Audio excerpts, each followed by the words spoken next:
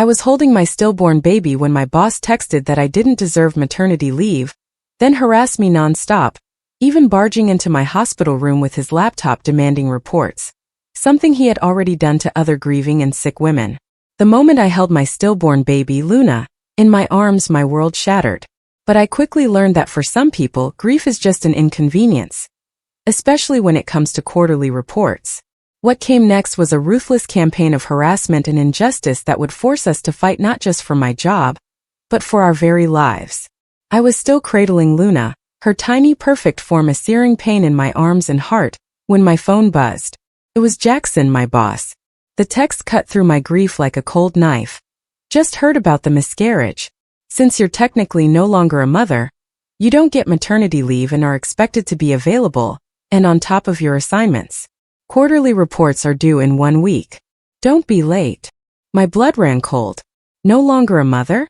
The words echoed in my head, a cruel, impossible void. The next day Jackson called me. 43 times. My phone rang incessantly, each buzz a fresh assault on my shattered nerves. Finally I answered. Great, you can talk? He snapped, not even waiting for me to speak. That means you can lead the 3 p.m. client call from home. He hung up before I could even process what he'd said, then forwarded a 17-page PDF of meeting details. At 3:02 a barrage of texts flooded in, demanding to know where I was. 2 days later our backyard was filled with family, all gathered for Luna's memorial service. My mother was speaking, her voice thick with emotion as she shared her dreams for her granddaughter, when the gate creaked open. Jackson strode in, wearing a ridiculously expensive Versace suit. You cost us the account by no showing that call, he bellowed, interrupting my mom in the middle of a sentence. I'm reassigning your clients. You clearly can't handle responsibility. My husband Kai moved like a shot. He was across the yard in an instant, physically blocking Jackson at the gate. Get off my property before I remove you myself. Kai's voice was low, laced with a dangerous calm I'd rarely heard. Jackson, unbelievably, tried to explain to Kai how I was at fault. Kai cut him off. This could be the Pope's account. I don't care. You have 5 seconds to leave before I make you. Jackson finally retreated, though not without a lingering glare. That evening Kai, still seething, filed a complaint with HR on my behalf. Vivian Cross, the HR director, listened to our story with a stone face. Then she actually had the audacity to say Jackson was trying to save my job. According to her, the client was furious, and Jackson was putting himself on the line by not firing me. Vivian even suggested I write an apology letter to the client and to Jackson himself. I couldn't believe what I was hearing. It felt like a punch to the gut. 3 more days passed. An email from Jackson landed in my inbox.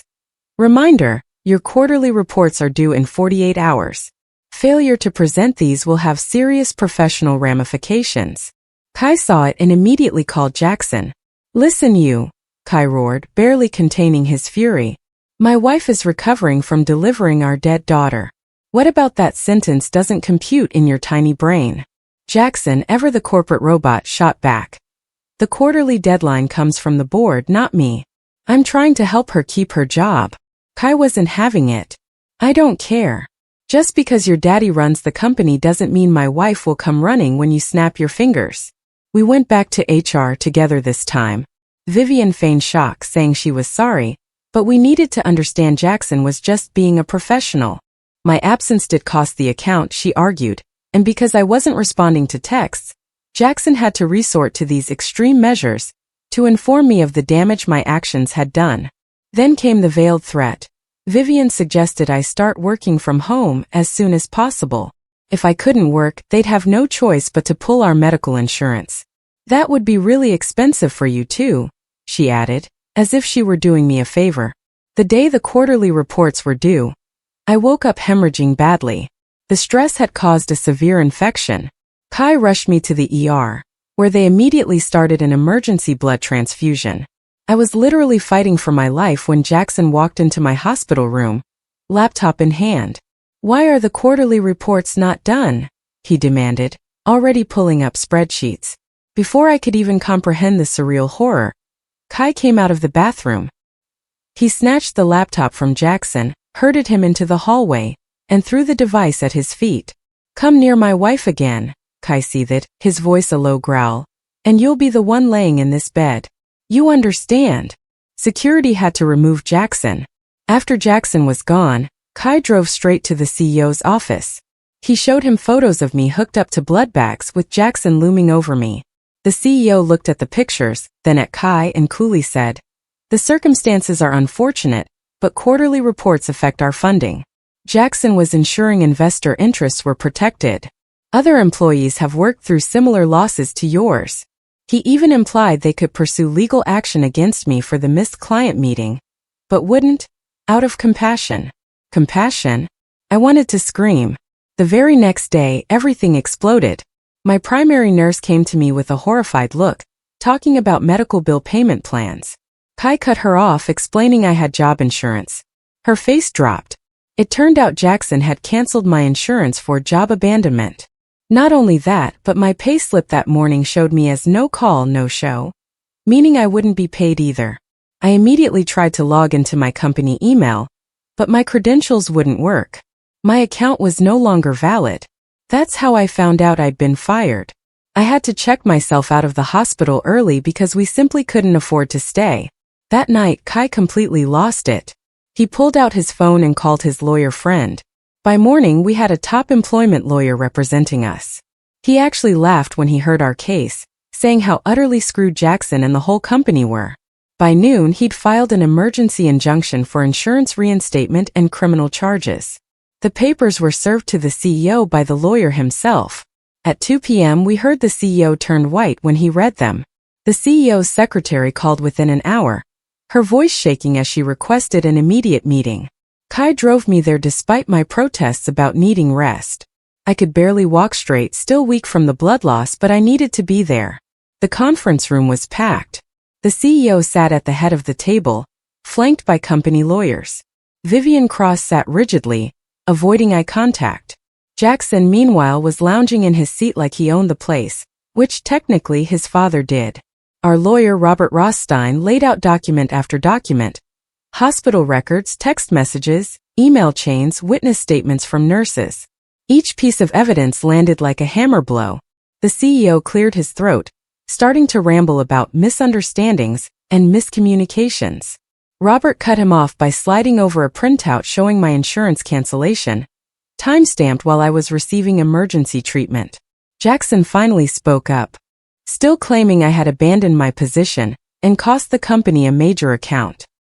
He even pulled out his phone to show evidence. But Robert was ready. He produced the original client email sent after the missed meeting. It expressed concern for my well-being and shock at the company's handling of the situation. The room went silent. The CEO's face turned an interesting shade of green as he read it. The client hadn't been angry about the missed meeting at all. They were appalled by Jackson's behavior and had already decided to terminate their contract. Vivian tried to salvage the situation, producing my personnel file and claiming previous performance issues. Robert just smiled and pulled out my last 5 performance reviews, all excellent, all signed by Jackson himself. The meeting lasted 3 grueling hours. By the end, the company lawyers were whispering frantically to the CEO. Jackson's smugness had evaporated, replaced by something that looked a lot like fear. The CEO finally spoke directly to me, offering immediate reinstatement with full back pay and benefits. Robert laughed out loud. "We weren't here to negotiate her return," he stated. "We're here to discuss damages." Kai squeezed my hand under the table as Robert outlined our position. Wrongful termination, harassment, intentional infliction of emotional distress, insurance fraud. The list went on. Jackson exploded, jumping up and pointing at me, ranting about ungrateful employees and how his father built this company. Security had to escort him out when he started throwing papers. The CEO aged 10 years in those few minutes. He turned to Vivian and asked for her resignation on the spot. She left without a word, her heels clicking sharply on the marble floor. Over the next week, things moved fast. The company offered a settlement that would cover my medical bills and then some. But Robert advised us to wait. He was building a bigger case. More employees came forward. Jackson had a pattern, it turned out. 3 other women had similar stories. One had quit after he showed up at her mother's funeral, demanding she return to work.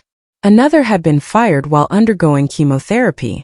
Kai spent hours helping Robert organize testimonies. I focused on recovering both physically and emotionally. The infection had done more damage than we initially thought. I needed additional procedures, each one adding to our mounting medical debt. Jackson didn't go quietly. He hired his own legal team and started a campaign to discredit me. Anonymous posts appeared on professional networking sites, claiming I was a difficult employee who used personal tragedy to avoid work. Robert traced the posts back to IP addresses at the company. More evidence for our case. The CEO even called personally to apologize and distance the company from Jackson's actions, but Robert recorded the call. The CEO accidentally admitted he'd known about Jackson's behavior for years. My health took another downturn 2 weeks later. The stress was preventing proper healing. Doctors warned that without rest and reduced anxiety, I risked permanent damage. Kai wanted me to drop everything and focus on recovery, but I couldn't let Jackson win. Robert arranged for depositions to be conducted at our home. Former employees sat in our living room, sharing their stories while a court reporter typed away. Each testimony painted a clearer picture of systematic abuse, enabled by company leadership. Jackson's father finally intervened, flying in from his retirement in Florida. He showed up at our door unannounced, expecting to smooth things over with a check. Kai wouldn't let him pass the porch. The old man threatened to bury us in legal fees. Kai calmly recorded the entire interaction on his phone. The other victims formed a support group. We met weekly at a local coffee shop, sharing our experiences and strengthening our resolve. One woman, Catherine, had kept meticulous records of every interaction with Jackson. I'm trying to understand how someone could walk into a hospital room where a person is getting a blood transfusion and demand work, she'd say, her voice full of disbelief. How does Jackson's brain work that he thinks quarterly reports matter more than someone literally fighting for their life? Her documentation became crucial to our case. Jackson made one last desperate move. He showed up at the hospital during one of my follow-up appointments, trying to serve me with a countersuit for defamation. Hospital security removed him, but not before several patients witnessed him screaming at a woman still recovering from pregnancy loss. The company's board of directors called an emergency meeting. Robert had been in contact with several board members, sharing evidence of the CEO's knowledge and complicity. The business news picked up hints of internal turmoil, though we kept our names out of it. 3 months after Luna's memorial service, we received word. The board had voted. The CEO was out, effective immediately. Jackson's father was removed from the board. A new leadership team was brought in to clean house. But Jackson himself remained defiant. His family's money meant he could keep fighting, keep trying to intimidate us into dropping our case. He even sent flowers to our house with a card that read, "Sorry for your loss." 3 months too late and dripping with sarcasm. Kai installed security cameras after that. We documented everything, building an even stronger case. Robert was confident we would prevail, but warned it could take years if Jackson kept stalling. My recovery stalled. Doctors were concerned about complications from the infection. I needed surgery, but our insurance situation was still in limbo. The company had reinstated it retroactively, but the insurance company was fighting coverage due to the gap. We were at a crossroads. Accept a settlement and move on, or continue fighting for full justice. The other victims looked to me for leadership, but I was barely holding myself together. The loss of Luna, the trauma of Jackson's harassment, the ongoing health crisis, it was almost too much to bear. Kai never wavered. He took time off work to care for me, attended every legal meeting, and coordinated with the other families affected by Jackson's behavior. His unwavering support kept me going when all I wanted to do was give up. As I prepared for another surgery, uncertain about what lay ahead, I knew one thing for certain. Jackson had picked the wrong family to terrorize. We would see this through to the end no matter how long it took. The morning of my surgery, Kai helped me into the car. My hands shook as I signed the consent forms at the hospital, knowing our savings account held barely enough to cover the deductible. The anesthesiologist explained the risks while I nodded, my mind elsewhere. Kai kissed my forehead before they wheeled me away. I woke hours later to find Kai slumped in the bedside chair, dark circles under his eyes. He'd been awake for 36 hours straight, coordinating with Robert while managing my care. The surgery had gone well, but recovery would take weeks. More time away from work, more ammunition for Jackson. Robert visited that afternoon with a thick folder of documents. He spread papers across my hospital tray table, showing depositions from 12 former employees, each telling variations of the same story. Jackson targeting women during vulnerable moments, Vivian covering it up, the CEO turning a blind eye for years. One testimony stood out. A former marketing director named Sarah had recorded Jackson on her phone during a particularly vicious tirade. Robert played the audio quietly, and I recognized the same tone he'd used with me, the same threats about job security, the same dismissal of personal tragedy. Kai's phone buzzed constantly. Bills arriving faster than we could process them. The mortgage company calling about late payments. Credit card companies increasing interest rates. Each notification added another weight to his shoulders. I insisted on being discharged early, again against medical advice. The doctor warned about infection risks, but staying meant more debt. Kai helped me to the car, supporting most of my weight. Neither of us mentioned the bills stuffed in the glove compartment. At home I found our mailbox overflowing. Between the medical statements and legal documents sat an official-looking envelope from the state unemployment office. My claim had been denied. The reason listed was job abandonment. Jackson's influence reached even there. Robert called an emergency strategy meeting in our living room. Catherine arrived first, bringing copies of every email Jackson had ever sent her. Another victim, Maria, showed text messages from Vivian threatening her children's health insurance. The pattern became undeniable. Jackson escalated his tactics. A process server appeared at our door during dinner, delivering papers for a defamation lawsuit. The amount he sought would bankrupt us 3 times over. Robert examined the documents and shook his head. Jackson's lawyers were among the most expensive in the state. Our first court date for the injunction arrived on a Thursday. I could barely stand, but appearance mattered. Kai helped me into my only suit, now hanging loose on my frame. The courthouse steps seemed endless. Inside, Jackson sat with 3 lawyers. His father occupied the back row, stone-faced. The judge, an older woman with sharp eyes, reviewed our emergency motion for insurance reinstatement.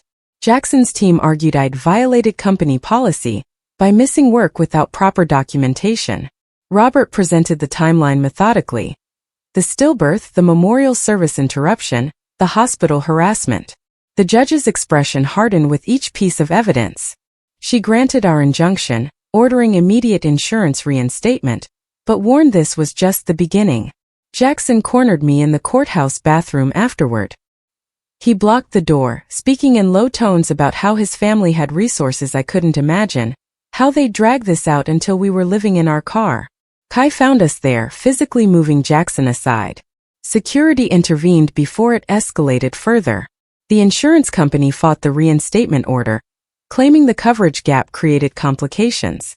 More forms to fill out, more phone calls where representatives put us on hold for hours. Meanwhile, collection agencies started calling about the hospital bills. Robert discovered something significant in Jackson's employment contract. Despite his father owning the company, Jackson's position came with specific behavioral clauses. Violations could result in immediate termination without severance. We had him on at least 15 violations. The new CEO reached out privately through intermediaries. She wanted to settle quietly, clean up the company's reputation. The offer was substantial but came with conditions. We'd have to sign non-disclosure agreements. The other victims would get nothing. Jackson would keep his job with a slap on the wrist. We refused. Catherine and Maria stood with us. This wasn't just about money anymore. It was about preventing Jackson from doing this again. The new CEO withdrew the offer and lawyered up. My health deteriorated from the stress. The surgical site showed signs of infection. Antibiotics weren't working as well as hoped. The doctor wanted to admit me again, but I knew we couldn't afford it. Kai set up a makeshift care station in our bedroom, changing dressings every few hours. Jackson's legal team filed motion after motion. Requests for dismissal, claims of procedural errors, demands for extensive documentation. Robert countered each one, but it meant more billable hours. Our retainer ran out quickly. Catherine suggested crowdfunding for legal fees. Within days, our story spread through professional networks. Women from across the country shared similar experiences. The fund grew slowly but steadily. Jackson's lawyers sent cease and desist letters about the campaign. The deposition phase began. I spent 8 hours in a conference room answering invasive questions about my pregnancy, my work history, my marriage. Jackson's lawyer tried to paint me as emotionally unstable, unfit for corporate work. Robert objected repeatedly, but the damage accumulated. Kai's deposition was worse. They questioned his temper, his threats to Jackson, his decision to involve lawyers. They had photos of him at the hospital looking aggressive. Security footage from the courthouse bathroom incident. They were building a counter-narrative.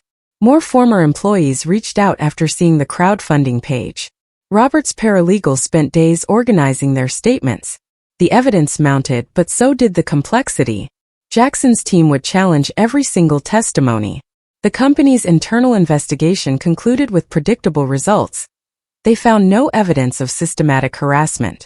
Vivian, despite resigning, provided a statement supporting this conclusion. The new CEO used this to justify fighting our lawsuit. Financial pressure mounted. Kai picked up extra shifts, working nights and weekends. I tried freelance work from bed, but concentration was difficult with the pain medication. We sold my car, then Kai's motorcycle, small sacrifices that felt enormous. Jackson made a calculated move. He promoted several women at the company, issuing press releases about his commitment to workplace equality. Photos appeared on the company website showing him at diversity seminars, building a defense through public relations.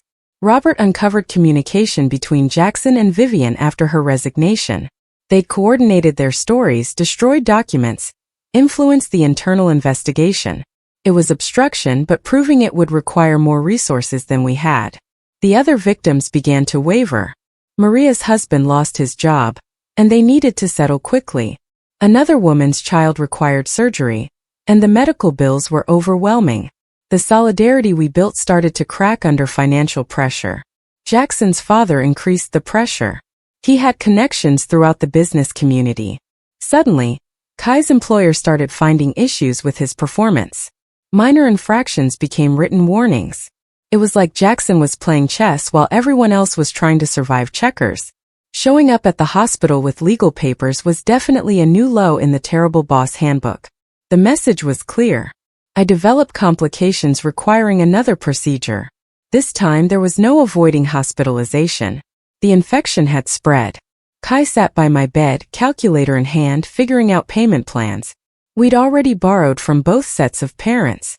Robert worked out a contingency arrangement, taking the case for a percentage of any settlement. It meant he believed we'd win, but also that we'd give up a significant portion of any award. We signed without hesitation. The mediation date approached. Both sides would meet with a neutral arbitrator to attempt resolution. Robert prepared us for disappointment. Mediation rarely worked when one side held all the power, but the court required the attempt. Jackson arrived at mediation in a new luxury car, flanked by his legal team. He'd gained weight, looked prosperous. The contrast to our circumstances couldn't have been starker. He smirked when he saw me using a cane for support. The mediator, a retired judge, reviewed the case summary. Hours passed in separate rooms while offers went back and forth. The company's position barely budged. They'd pay my medical bills if we dropped everything else. No admission of wrongdoing, no justice for the others. We left mediation without agreement. In the parking garage, Jackson approached me one last time. He offered a personal check, off the books, if I'd convince the others to drop their claims. The number was substantial. Kai stepped between us before I could respond. That night, we sat at our kitchen table, surrounded by bills, legal documents, and medical records. The mortgage was 3 months behind. Credit cards maxed out, retirement savings depleted. Fighting Jackson was destroying us financially. But then Catherine called. She'd found something in old company archives. A settlement from 5 years ago, sealed by the court. Another woman Jackson had targeted.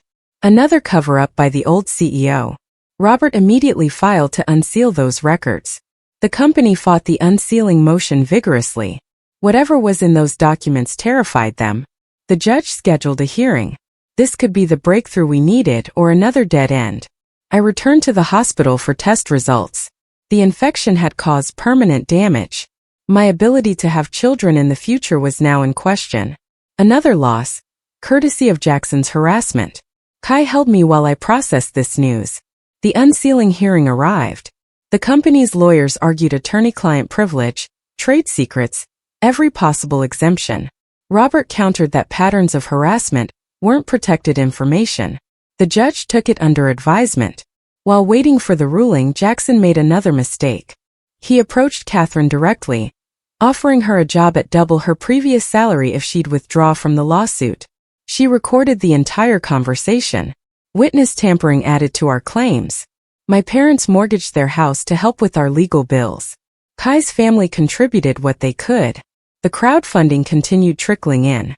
Every dollar meant we could fight another day. But the debt felt insurmountable. Then the judge ruled. The sealed records would be opened.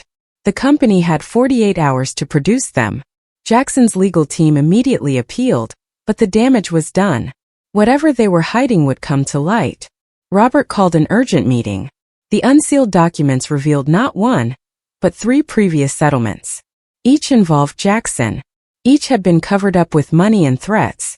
The total paid out exceeded $2 million, all from company funds. The new CEO called personally this time.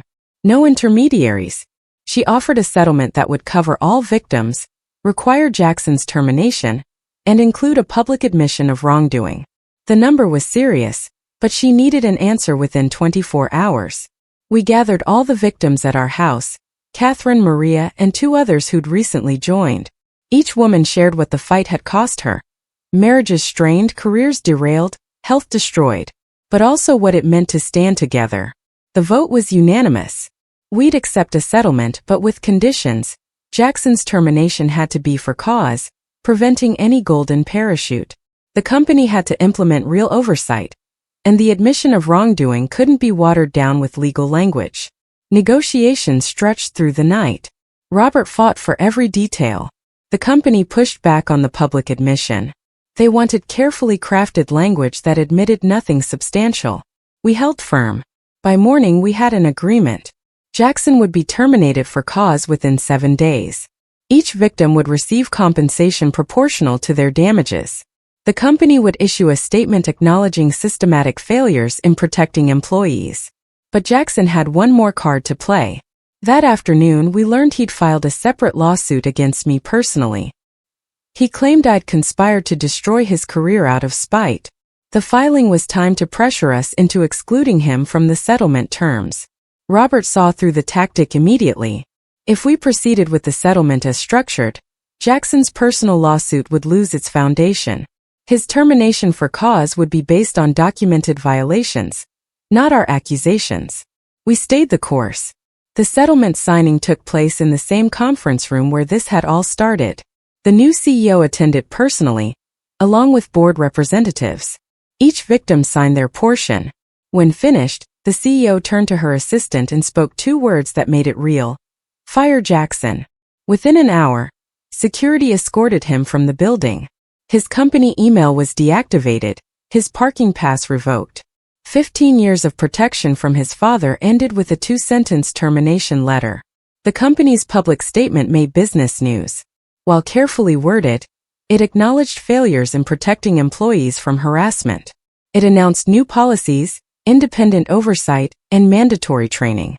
Small steps, but steps forward. Jackson's personal lawsuit against me continued briefly. Without company resources paying his expensive lawyers out of pocket, he quickly realized the futility. His voluntary dismissal arrived within 2 weeks. The settlement money cleared our debts with enough left to rebuild. Medical bills paid, mortgage caught up, credit cards cleared. The relief felt physical, like removing a crushing weight from my chest. The settlement funds hit our account on a Tuesday morning.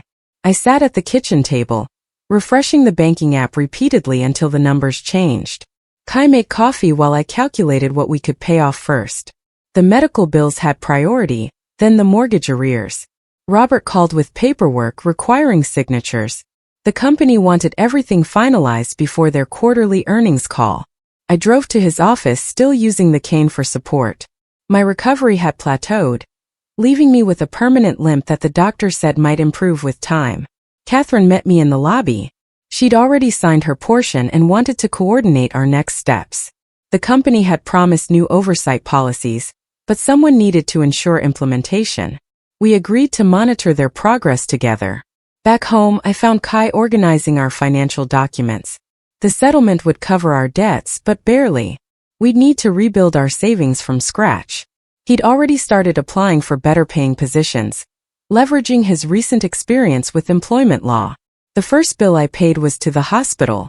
The satisfaction of marking it, paid in full, felt hollow compared to what we'd lost. Luna's nursery remained untouched, the door closed. Neither of us had the strength to face that room yet. Jackson's termination became official that Thursday. Robert forwarded the company announcement, a brief statement about pursuing other opportunities. No mention of the harassment, the cover-ups, or the victims he'd left in his wake. The sanitized version protected the company's image. I started physical therapy the following week. The therapist explained how stress-induced infections could cause lasting damage. Each session brought small improvements, though full recovery seemed unlikely. Kai drove me to every appointment, working remotely from the waiting room. Maria called to thank me for standing firm during negotiations. Her portion of the settlement had covered her son's surgery with enough left for recovery care. She'd found new employment at a smaller firm, one with better policies. Her voice sounded lighter than it had in months. The company's new policies rolled out gradually. Mandatory training sessions for managers, anonymous reporting systems, third-party investigations for harassment claims. Catherine attended the first training session as an observer, reporting back on the implementation. Kai's job search yielded results faster than expected. A competing firm had followed our case and wanted someone with his determination. The salary increase would help rebuild our finances. He accepted immediately, giving notice at his current position. I attempted freelance work from home, but concentration remained difficult. The medications for nerve damage made me foggy. Simple tasks took twice as long. Clients grew frustrated with delays. My professional reputation, already damaged by Jackson's smear campaign, deteriorated further. Robert closed our case file officially after all payments cleared. He'd taken his percentage as agreed, leaving us with enough to survive but not thrive. He offered to help with any future employment issues pro bono, a gesture we hoped we'd never need. The house felt different without the constant stress of legal battles. Kai and I moved through rooms like strangers, unsure how to exist without crisis. We'd been in survival mode so long, normal life felt foreign. Dinners passed in silence. Both of us lost in separate thoughts. There's something unsettling about how Jackson kept approaching victims directly. First the parking garage offer, then Catherine with a job bribe. Like he genuinely believed money solved everything he'd done to these women's lives. Catherine discovered Jackson had started his own consulting firm. Using family money and connections, he'd rebranded himself as a workplace efficiency expert. The irony wasn't lost on any of us.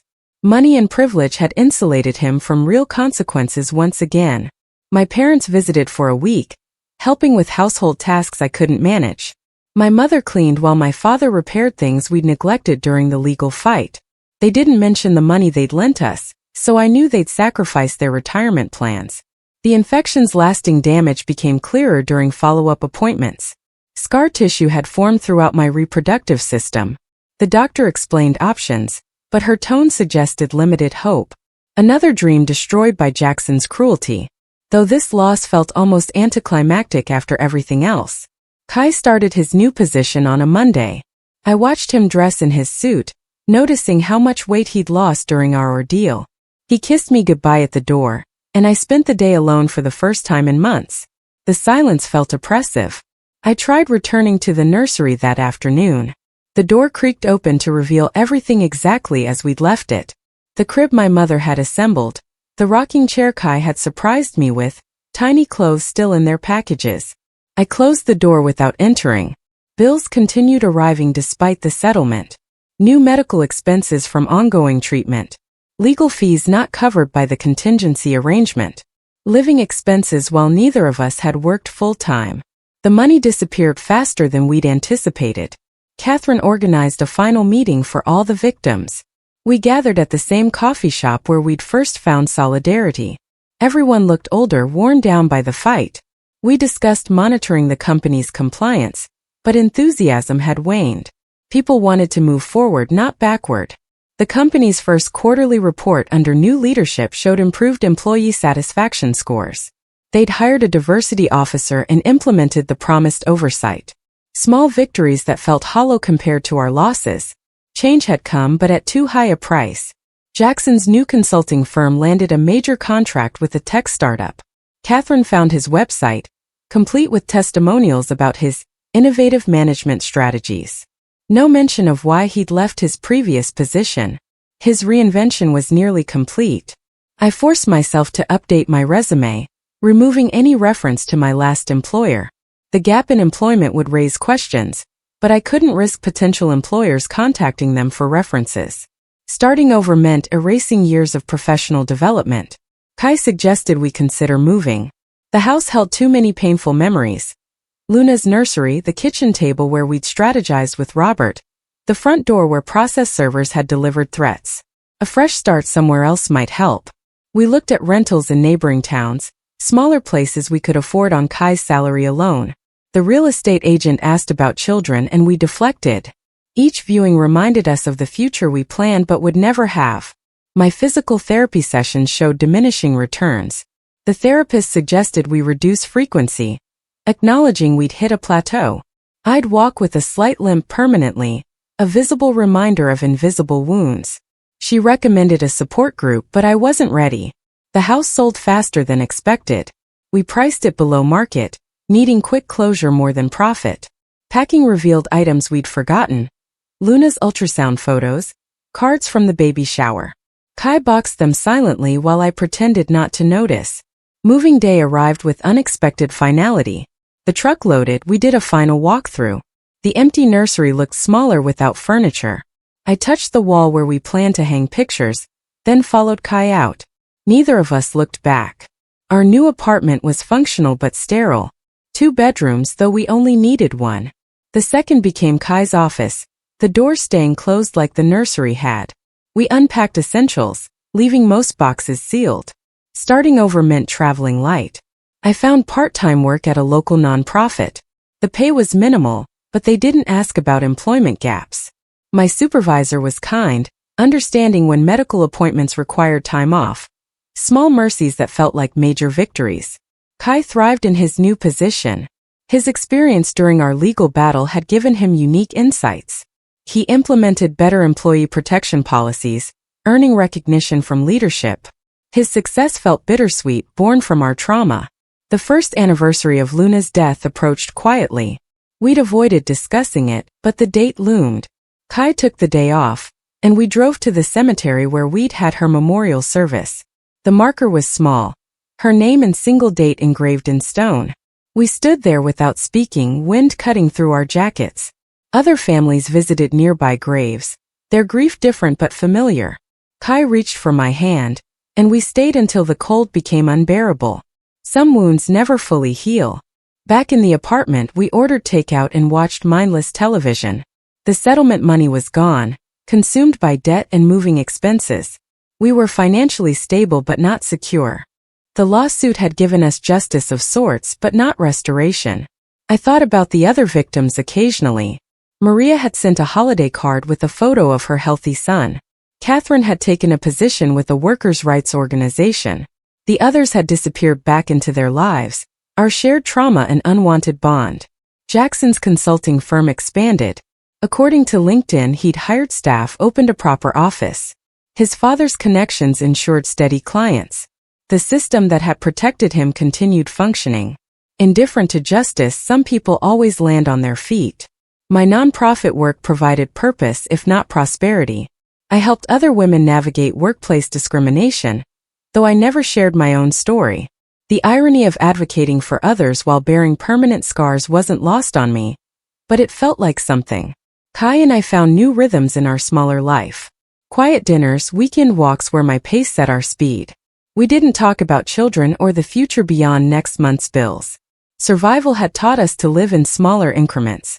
The company sent a form requesting feedback on their new policies. I stared at it for days before recycling it. That chapter had closed, even if its effects lingered. Moving forward meant not looking back, even when the past left permanent marks. 6 months into our new life, I realized we'd stopped mentioning the lawsuit daily. Jackson's name no longer triggered immediate rage. The trauma had scarred over if not healed. We were different people than before. Harder but not broken. Kai found me crying in the bathroom one morning, a pregnancy test in hand. Negative like all the others I'd hidden. He held me while I grieved possibilities stolen by stress and infection. Some losses echo forever, rippling through every imagined future. We donated Luna's things finally, unable to store them in the smaller space. Each tiny outfit felt like another goodbye. The couple who received them was grateful, expecting their first child. I hoped their story would be different than ours. Work became routine. I processed claims, attended meetings, filed reports. My limp drew occasional questions. I deflected with practiced ease. The woman who'd fought Jackson felt like a stranger now. Survival had required transformation. Not all of it welcome. Kai suggested counseling, but I resisted. Talking wouldn't restore my fertility or erase the scars. We'd won our legal battle, but lost ourselves in the process. Justice had come at a price no settlement could repay. Our new normal solidified gradually. Work, home, sleep, repeat. We existed in parallel, wounded soldiers who'd won a Pyrrhic victory. Love remained but changed. We were partners in survival now. Romance a casualty of war. The settlement had freed us from financial ruin but not emotional bankruptcy. We'd fought for justice and received a check. The company had changed policies that should have existed already. Jackson had lost a job but gained freedom to harm others elsewhere. I thought about Luna every day. Who she might have been. The life we'd planned around her. Sometimes I caught Kai staring at nothing, and I knew his thoughts mirrored mine. Grief became our silent third roommate, always present but rarely acknowledged. 2 years after everything began, I achieved a full day without thinking about the lawsuit. The realization came at bedtime, bringing guilt and relief in equal measure. Healing meant forgetting, but forgetting felt like betrayal. We were trapped between moving forward and honoring our losses. Kai got promoted again. I managed larger projects at the nonprofit. We saved money, though, for what we didn't discuss. The future stretched ahead, different than planned, but still requiring navigation. We moved through it carefully. 2 people who'd learned how quickly life could shatter. The company sent annual reports about their improved culture. Harassment claims had dropped. Employee satisfaction had risen. They'd become a model for corporate reform. Our suffering had created positive change for others, though the exchange rate felt steep. I ran into one of Jackson's new employees at a coffee shop. She spoke enthusiastically about her innovative boss and the opportunities he provided. I listened politely, saying nothing. Some truths weren't worth sharing. Some battles weren't worth fighting twice. Our apartment became home eventually. We hung pictures, bought furniture, established routines. The second bedroom remained Kai's office, though we both knew its intended purpose. Unspoken grief lived in that space. Door closed but never locked. Life continued its relentless forward motion. We adapted because the alternative was unbearable. Small joys emerged between the scars. A good meal. A movie that made us laugh. Moments when we forgot to be sad. Recovery measured in increments too small for others to notice. The woman who'd held her stillborn daughter, while her boss demanded quarterly reports, had evolved into someone else. Harder, quieter, still standing despite everything.